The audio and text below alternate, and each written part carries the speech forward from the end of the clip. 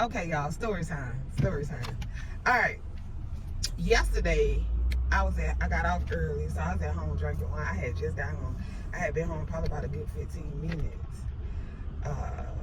So I've been home long enough to smoke one and be on my second glass of wine. All I did was put my purse down and went straight for the bottle of wine and that pre-roll that I had already had rolled the night before, right? So I got home probably about 3 or 4 o'clock.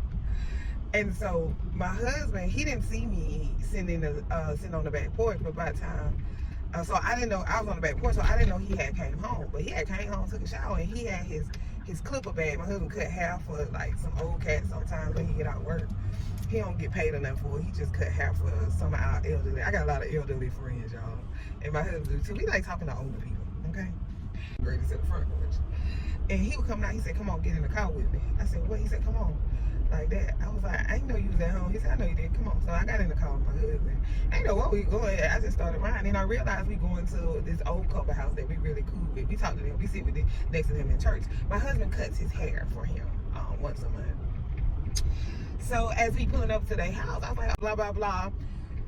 Long story short, yesterday it was supposed to storm. We had knew all day that we was going to have bad weather, right? So we getting ready to leave. I hear thunder. I said, all right, they're going to go to the house. On the way home, y'all, let me tell you something. I'm very dramatic. And when it's a near-death experience, I cut the hell up, okay? Like, anything that's scary. And my husband, he stay calm. I don't know, because this ninja that been in all them different war zones. When shit pop off, like, it could be somebody could be pew-pewing. My husband will grab me and be like, let go. Like, he be so calm. He never acts a fool on any situation. Me, I'll be on the 1,000. So we get in the car, it starts to get dark, and he was like, he make a U-turn. And I said, where we going? And he said, we going to Tractor Supply. I said, Limestone County? He said, yeah, because that was the nearest Tractor Supply. I said, oh. He said, what? I said, what we going to Tractor Supply for?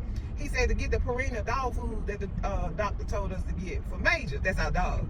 And I said, oh. And I got quiet, because my heart beat bad, but I'm trying to stay calm. Because, y'all, it is 4 o'clock, and it's dark. And my husband he driving like we driving into the sunset. So I was like, he said, what wrong with you? I said, man, I don't want to die going to get dog food. And he was like, we good, it ain't even raining yet. And right when he said it wasn't even raining, the sky just fall out. The bottom just fall out the sky. And I look at him. So he make a U-turn. He said, I just go to Hollywood Feed. I said, man, how about we just go home and we get the dog food? I said, we got some ground. I said, I took that ground beef out to make meatloaf. We'll just give it to the dogs like that. Until because my dogs eat raw meat too. We mix raw meat with their dog food. I said they could just eat the ground beef. So we in the car. All of a sudden we keep getting warnings after warning. We ended up at a stoplight in Alabama when the tornado touched down. The sirens go off. The sirens go off, and it be police officers in their cars riding around, letting everybody know that the tornado has touched down. So we was sitting at the light. He was like, fuck it, I just get a small bag from Dollar General, like that. So we had just left Dollar General, and we sitting at the light in front of Dollar General. My salon light is right across the street. I was even about to go to my salon. All of a sudden, we hear, it was a police officer behind us. He cut his lights on, and we realized, at first we thought he was getting ready to pull somebody over, but we realized he was letting everybody know that the tornado had touched down. And then the sirens, like we have sirens, and the sirens goes off. Bruh. While I'm in the car, and all of a sudden I started having a major panic attack, because right when all this happened, it started hailing where you could not see anything. It's called white rain, where it was raining so hard to where you can't see anything. And I have been in a tornado before where it touched down on our street, and I remember it being really, really white. So I thought we were in the tornado. So we sitting in the car, and my husband just like this, y'all.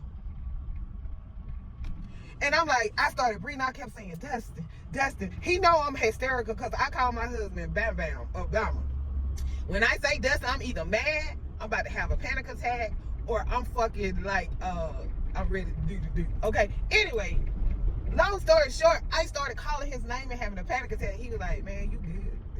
He was like, you good, we good. I was like, why you not panicking? I think we finna die. I was like, I don't want to die. He was like, both of us can't panic. You panic enough for the both of us. The whole time, y'all, I'm screaming. I said, Dustin, I got so much to live for. I have so much to live for. I said, so much shit that I want to do. I'm not ready to die. I said, you know how many books on my to-read list I got to read? It is so many fucking books that I want to fucking read, and I ain't gonna get to read them because I'm about to fucking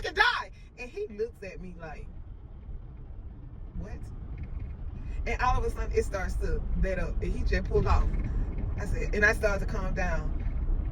He said, while having a near-death experience, you know, he got quiet. We got halfway home because it was still raining, but it was regular rain. It wasn't the white rain anymore. He said, while having that probably a couple of minute experience, a near-death experience, you was talking about all the stuff that you needed to do, and somehow, some way, you said, literally, you thinking you're about to die, and you say, you know how many books I got to read? You know how, like, he was like, who thinks about fiction stories while having a near-death experience? Me? I don't know if it's funny or not. I just want to know that reading is life or death for me. I just need you guys to know how serious I am about y'all odds, okay? So while in the car yesterday, in the midst of a tornado, I was thinking about all the books that I have to read. I don't know, I just thought I should share this with the book world. Am I the only one that is that serious about reading stories?